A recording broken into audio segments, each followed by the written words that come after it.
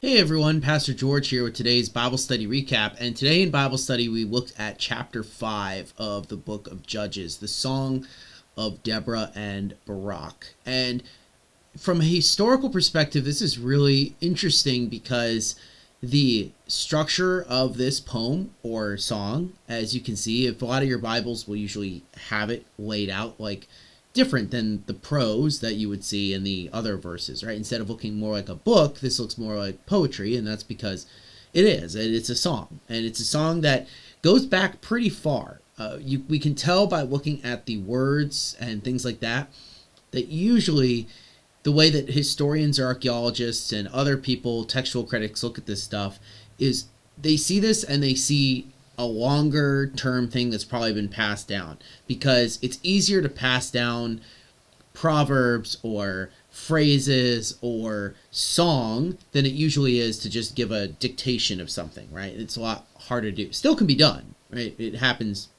all the time, but it is generally, to the people who look at this stuff, shows an earlier tradition where the writer of Judges is drawing from, right? So he inserts the story, like the prose normal narrative of Barak and Deborah, and then he puts the poem in that people would probably have recognized at his time, and shows how, like, where the poem is drawing its sources from, or, fleshing out the narrative a little bit more to provide a structure for what the poem is talking about. And here you can see that it basically retells the same story that we went through last week, but it actually gives us a little bit more detail. So, for instance, it talks about how they fought, right, and what happened. And you see that, like, there's this rain that comes, and that their chariots get stuck, and water comes and washes things away. And because of that, like, these chariots that this guy has, this Canaanite leader has, they aren't successful, right? And that allows the Israelites to be saved and to defeat them, and that God is fighting for them. I mean, one of the things that is really clear, it just early on, right? If in verse 5, where it says the mountains quaked before the Lord, even Sinai before the Lord, the God of Israel, right? God is going out like a warrior before his people to fight their battles for them, right? This was a huge concern for the Israelites before the battle, right? This is why Barak didn't want to fight, because he thought he was going to lose. He didn't think he had enough men. He didn't really trust that the Lord was going to carry them the whole way, so Deborah has to go with them. And you'll notice that it actually talks about the tribes that didn't fight, and that some of them didn't go to fight and to save, right? Some of them did too, but it talks about, like, that some of them did not, right? Dan, Gilead, right? These places didn't go and fight, even though they should have, right? And that's because they're scared.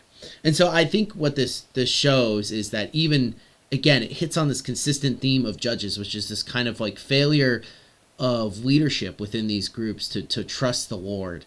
Deborah is there, right? Barak is scared too, but he trusts Deborah. So Deborah is there and trusts the Lord. These other tribes trust the Lord, but, like, a lot of them struggle with it.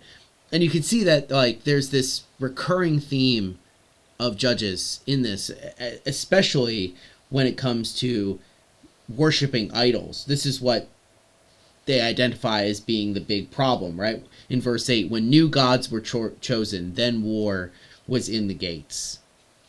And that's what happens, right? When new gods are chosen, Israel is given into war, right? Given into conquest, because, one, God is bringing judgment upon them, but also because they've turned away and they forget and they get destroyed or crushed by these other groups that come in.